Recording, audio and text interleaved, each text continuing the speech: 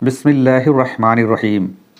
अस्सलामु अलैकुम मेरे प्यारे दीनी इस्लामी भाइयों, मैं कैफ़ी आपके अपने चैनल दुआओं के ज़ख़ीरा में आपका खैर मक़दम है। कुछ ऐसा करें अपने मरहूमीन के लिए जो सदक़े जारिया बन जाए और उन्हें मरने के बाद भी सवाब मिलता रहे। ये हमारी ज़िम्मेदारी है कि जो हमारे मरहूमीन गुज़र चुके हैं अब वो मोहताज हैं हम सब के लिए जो ज़िंदा हैं, उन्हें ज़्यादा से ज़्यादा कुछ ऐसा काम करके दिया जाए ताकि अल्लाह ताला उनको सवाब अता फ़रमाते रहें। एक किस्सा बयान कर रहा हूँ, बुज़ुर्गान दीन का एक किस्सा जो सबक आमोज़ है और सीखने लायक है और जानने लायक है। मतारफ़ इब्न शखीर रहमतुल्लाह अलैह बहुत बड़े बुज़ुर्ग गुज़रे हैं। उन्होंने एक बार ख्वाब देखा। क्या देखते हैं कि कब्रिस्तान में है वो और कब्रिस्तान फटा और उनसे बहुत सारे मुर्दे बाहर निकल आए और कुछ ज़मीन में चुनने लगे। एक आदमी जाकर दरख्त के पास बैठ गया और जो लोग जो मुर्दे चुन रहे थे उनको देखने लगा।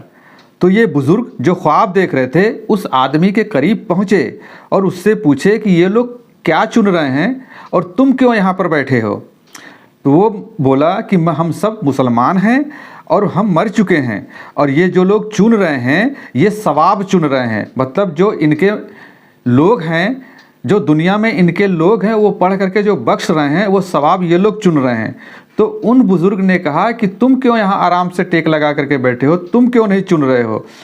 तो उस मुर्दे ने कहा कि मेरा हिसाब थोक भाव से है, मतलब हमें सवाब थोक भाव से मिल रहा है, इसलिए हमें चुनने की ज़रूरत नहीं है।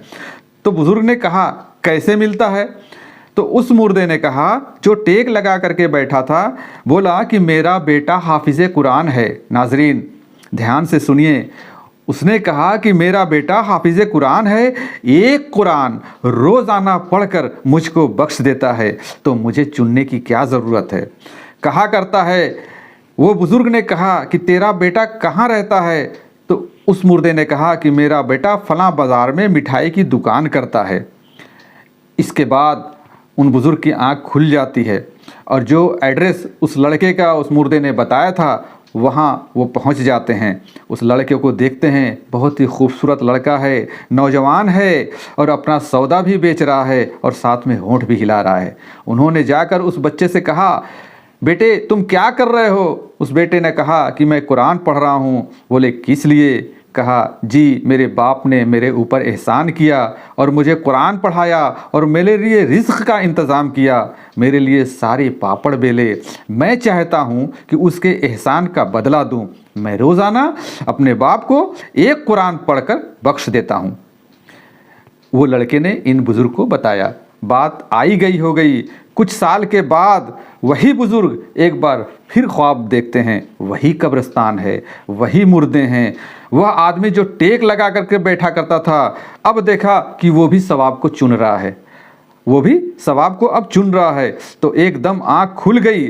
सुबह सुबह जब बाज़ार खुला तो उस बाज़ार में गया, पूछा भाई यहाँ एक नौजवान हलवाई रहता था, वो कहाँ है। तो लोगों ने कहा कि उसका इंतकाल हो गया है, वो पीछे वाला सिलसिला बंद हो गया है। कहने का मतलब ये है कि जब पहले वो थोक के भाव उस मुर्दे को सवाब मिल रहा था, लेकिन अब लड़के का भी इंतकाल हो गया है तो अब कौन जो है बख्शेगा, इसलिए अब वो भी जो है सवाब के मोहताज हो गए हैं और वो मुर्दा भी जो है अब सवाब लोगों के साथ चुन रहा था। तो नाजरीन इससे हमें ये पता चलता है कि हमारे मुर्दे हमारे मोहताज हैं, हमें ज़्यादा से ज़्यादा सदका जारिया करना चाहिए। उनके नाम पे मस्जिद बनवा कर, उनके नाम पर लोगों को खाना खिलाकर, उनके नाम पर मस्जिदों में मदरसों में मदद करके और बहुत सारे तरीके हैं, कुरान पढ़ करके ज़्यादा से ज़्यादा बख्श दें तो उनका फ़ायदा होगा। और इंशाअल्लाह ताला हमारा भी एक दिन जब हम इंतकाल होगा तो हमारे बच्चे भी हमारे लिए दुआ करेंगे, कुरान पढ़ेंगे और सवाब को पहुँचाएँगे। इसलिए नाजरीन ये कोशिश करनी चाहिए कि हमारे मरहूमीन को रोज़ाना कुछ न कुछ बख्शा जाए और गरीबों को खाना खिलाया जाए और उनको सवाब पहुँचाया जाए। हमें उम्मीद है कि इंशाअल्लाह ताला हम और आप ऐसा करेंगे। अस्सलामु अलैकुम व रहमतुल्लाहि व बरकातुहू व मग़फ़िरतुहू।